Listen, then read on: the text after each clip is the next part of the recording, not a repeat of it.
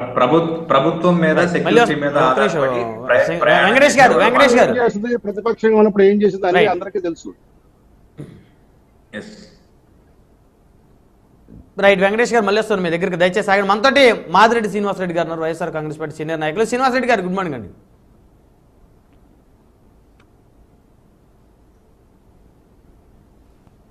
Audio మూట్లో ఉందండి ఆయన. శ్రీనివాసరెడ్డి గారు వినిపిస్తుందా నా వాయిస్ మీకు?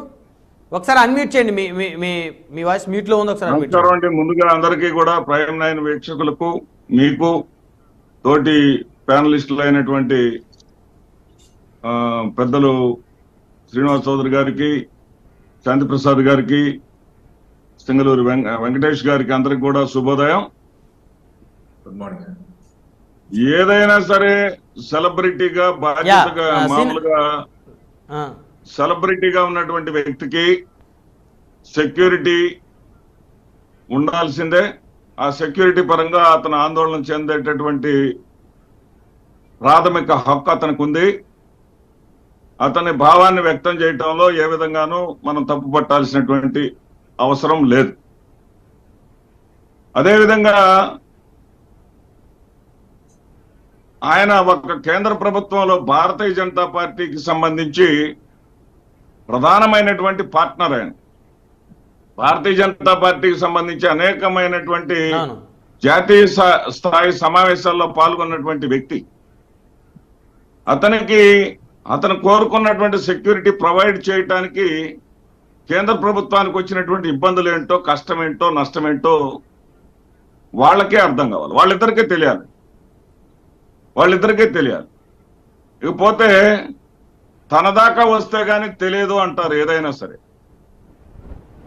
మరి ఒకప్పుడు గతంలో విశాఖ ఎయిర్పోర్ట్ లో కోడికత్తి దాడి జగన్మోహన్ రెడ్డి గారి మీద జరిగితే ఎంత ఎగతాళిగా మాట్లాడారో పవన్ కళ్యాణ్ గారు ఒకసారి గుర్తు తెచ్చుకోవాలి. ఈ కోడికత్తి తెచ్చారంట, ఇట్ట అన్నారంట అని ఎంత ఎగతాళిగా మాట్లాడారో. మరి బ్లేడ్ తీసుకొచ్చి ఏం చేస్తారు? అన్న వినండి, ఆగండి ప్లీజ్. మీరు మాట్లాడుతున్న సేపు సైలెంట్ గా. పవన్ కళ్యాణ్ గారు ఏనాడు బ్లేడ్ తీసుకొచ్చేసి శాంతిప్రసాద్ గారు, పవన్ కళ్యాణ్ గారిని ఎక్కడ కట్ చేశారు? మాట్లాడిన తర్వాత మాట్లాడుతురు.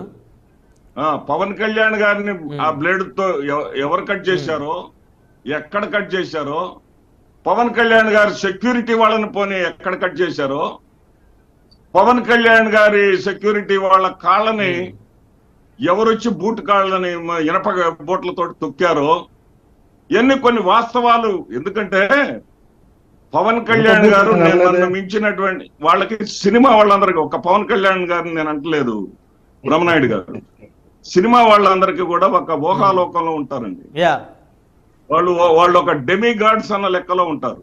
డెమీ గాడ్స్ అంటే వాళ్ళు భగవంతుల్లాగా ఫీల్ అవుతా ఉంటారు. మా దగ్గరికి విపరీతంగా వచ్చేస్తారు, అది కావాలి, మాకు ఇది కావాలి, వాళ్ళందరినీ మనం కంట్రోల్ చేయలేమని ఒక ఊహల్లో వాళ్ళు ఉంటారు. కానీ ప్రజా జీవితంలోకి వచ్చిన తర్వాత ఊహల రెక్కలు విడిచేసి, ఊహలు పక్కన పెట్టేసి ప్రజా జీవితంలోకి వచ్చిన తర్వాత ప్రజలతో మమేకం అవటానికి ఎక్కువ కొన్ని దెబ్బలు తగులుతాయి అనుకుందాం, నిజమైన అనుకుందాం. ఆయన అన్నట్టు గోళ్లు గీసుకుపోవటమో లేకపోతే ఏదో జరుగుతాయి అనుకుంటాం. ఏం జరగవా? కందిరీగలు వచ్చేసి ఎగబడినా గాని ఒక నాయకుడు యాత్ర నాపుకున్నాడా? యాత్ర నాపుకోకుండా తేనెటీగలు వచ్చి కుట్టిన, జగన్మోహన్ రెడ్డి గారికి ఎప్పుడు జరగలేదు అలాగా. తేనెటీగలు వచ్చి కుట్టినాయి కదా సార్, తేనెటీగలు వచ్చి కుట్టినా గానీ మరి యాత్ర ఆపలేదు.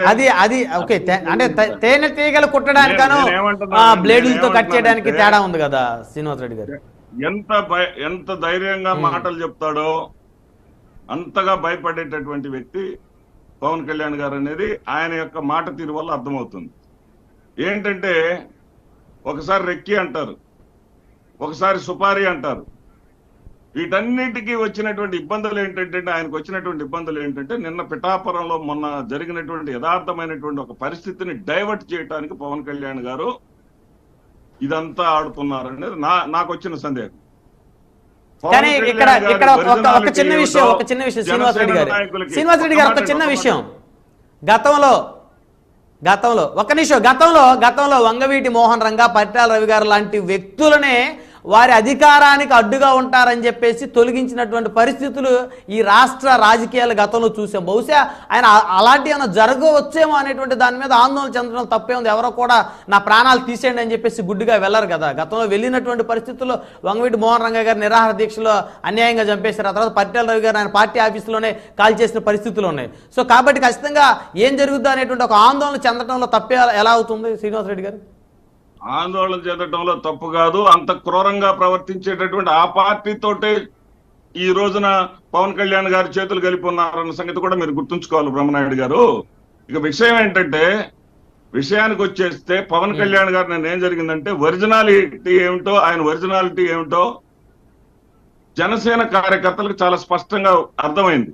పిఠాపురంలో గోకులం అనేటటువంటి ఒక ఫంక్షన్ హాల్లో ఏది వార్డు స్థాయి కార్యకర్తల మీట్ అని పెట్టేసి వార్డుకు ఒక ఇద్దరిని అని చెప్పేసి పిలిచి ఆ పిలిచినటువంటి సందర్భంలో జనసేన వాళ్ళని 2 గంటల పైగా బయట నిలబెట్టి, ఎందుకంటే నేను చెప్పింది కాదు, వాళ్ళలోనే చాలా మంది వీడియోలు చేశారు, ఆ జనసేన పోస్టుల్లోనే పెట్టారు, వైరల్ చేశారు బాగా.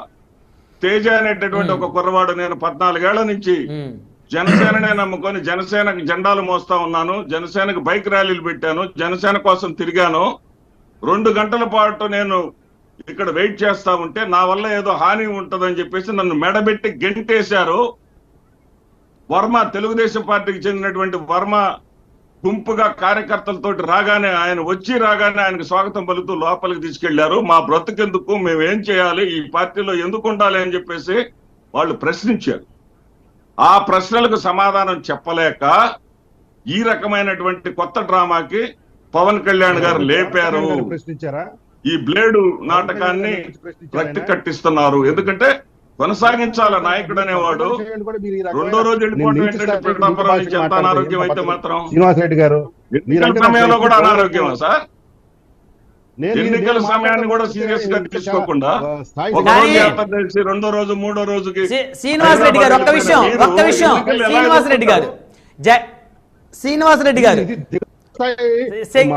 ముఖ్యమంత్రిగా ఉన్న జగన్మోహన్ రెడ్డి గారు ఎంతో హై సెక్యూరిటీలో ఉన్నటువంటి జగన్మోహన్ రెడ్డి గారు ఆయన కొన్ని పర్యటనలో ప్రజల్ని కలిసే పరిస్థితి లేదు, పరదాలు కట్టుకొని సైతం కూడా వెళ్ళినటువంటి సందర్భాలు ఉన్నాయి. కారణం సెక్యూరిటీ. ఎవరన్నా ఆగంతకు లేకపోతే ప్రతిపక్షాలకు సంబంధించిన ఎవరన్నా ఆయన మీద వ్యక్తిగత ద్వేషాన్ని పెంచుకొని ఏదైనా రాళ్ళు విసిరేదో లేకపోతే చెప్పులు విసురుతారో లేకపోతే ఇంకేదైనా చేస్తారంటే భయంతో ఖచ్చితంగా జగన్మోహన్ రెడ్డి గారు లాంటి వ్యక్తి, అంటే ముఖ్యమంత్రి, హై సెక్యూరిటీలో ఉన్న ముఖ్యమంత్రే ప్రొటెక్ట్ చేసుకున్నటువంటి పరిస్థితులు. మరి పవన్ కళ్యాణ్ గారికి ఆ స్థాయి సెక్యూరిటీ లేదు కదా, పవన్ కళ్యాణ్ గారికి. సార్ మరి ఆయన రాష్ట్ర ప్రభుత్వాన్ని నమ్మటం లేదు, మాకు అవసరం లేదు, నా ప్రైవేట్ సైన్యం ఉందని చెప్పేసి రో పార్టీతో సహా తన ప్రైవేట్ సైన్యంతో తను పెట్టుకున్నాడు. తాను రాష్ట్ర ప్రభుత్వానికి ఏ రోజైనా సరే, జగన్మోహన్ రెడ్డి గారి ప్రభుత్వానికి ఏ రోజైనా సరే నాకు సెక్యూరిటీ అవసరం ఉందని చెప్పేసి ఒక వినతి పత్రంగాని చేసి ఉంటే ఆ వినతి పత్రాన్ని నాకు పంపించండి, నేను వెంటనే మాట్లాడతాను, ఖచ్చితంగా ఆయన కావాల్సినటువంటి ఏర్పాట్లన్నీ చేస్తాను. ఏదో నిన్న 17 లక్షల రూపాయలు ఖర్చు పెట్టేసి ఎక్కడో గాలిలో ఎగిరినటువంటి చెప్పును తీసుకొచ్చి ఇక్కడ యాడ్ చేసేసి జగన్మోహన్ రెడ్డి గారి మీద చెప్పులు పడ్డాయనే ప్రయత్నం చేశారే, ఈ ప్రయత్నాలని, ఈ ఫేక్ యత్నాలని కూడా ఫేక్ అయిపోయి ప్రజలకు వాస్తవాలు తెలిసిన తర్వాత ఈ ఫేక్ కాలంలో కొట్టుకుపోతూ ఆ ఫేక్ పనులే పవన్ కళ్యాణ్ చేస్తున్నారనేది నా ఉద్దేశం. వాళ్ళ కార్యకర్తల్ని, ఎందుకంటే ఇక్కడ ఆయన ఆలింగనం కోసం శ్రీనివాసరెడ్డి గారు వారు చెప్పిన ఒక మాట వారు చెప్పిన శాంతి ప్రసాద్ గారు చెప్పిన దాన్నే నేను అంటున్నా, వారి ఆలింగనం కోసం పరితపించిపోయేటటువంటి అభిమానుల కోసం అభిమానులను అనుమానించటం మాత్రం సబబు కాదు. అభిమానుల్ని ఇంత దుర్మార్గంగా అనుమానించటం మాత్రం పవన్ కళ్యాణ్ గారికి మంచిది కాదు, వాళ్ళ అభిమానులు బాధపడతారు అనేది అది పొరపాటు. శ్రీనివాసరెడ్డి గారు కోట్ల మంది ఓట్లు వేసి ముఖ్యమంత్రి జగన్మోహన్ రెడ్డి గారు ప్రజల్ని ఏమాత్రం కలిశారు, ఎమ్మెల్యేలు ఏమాత్రం కలిశారు ఏ సంవత్సరాల కాలంలో? ప్రజలను ఏమాత్రం కలిశారో కొన్ని ప్రజల బట్టి నియోజకవర్గాల ఇప్పుడు వస్తే ఎమ్మెల్యేలకి అర్థమవుతుంది ఇంటర్వ్యూలో కదా. లేని పరిస్థితి ఇప్పుడు కదా. వస్తే ప్రజలు 4 సిద్ధం సభల ద్వారా అర్థమైంది. ఇప్పుడు వచ్చారు, వస్తే అర్థమవుతా ఇప్పుడు ఉంది. తిరుగుతున్నారు మళ్ళీ ప్రజల మధ్య ఆఫ్టర్ ఎలక్షన్స్ తర్వాత. రోడ్ల రైట్, మీదకి శ్రీనివాస్ రెడ్డి గారు మళ్ళీ వస్తే వస్తున్నారు, ప్రజలు వస్తున్నారు అర్థమవుతా ఉంది.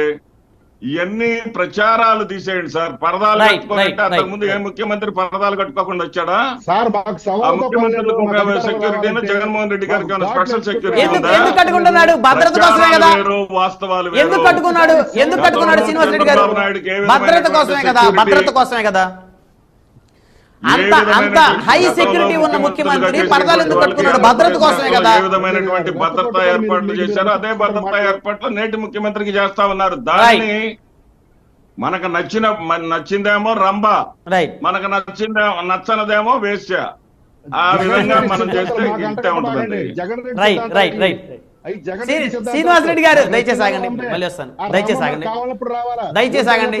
శాంతి ప్రసాద్ గారు, శాంతి ప్రసాద్ గారు, శాంతి ప్రసాద్ గారు, వన్ బై వన్ మాట్లాడదాం. శ్రీనివాస్ చౌదరి గారు ఉన్నారు, తెలుగుదేశం పార్టీ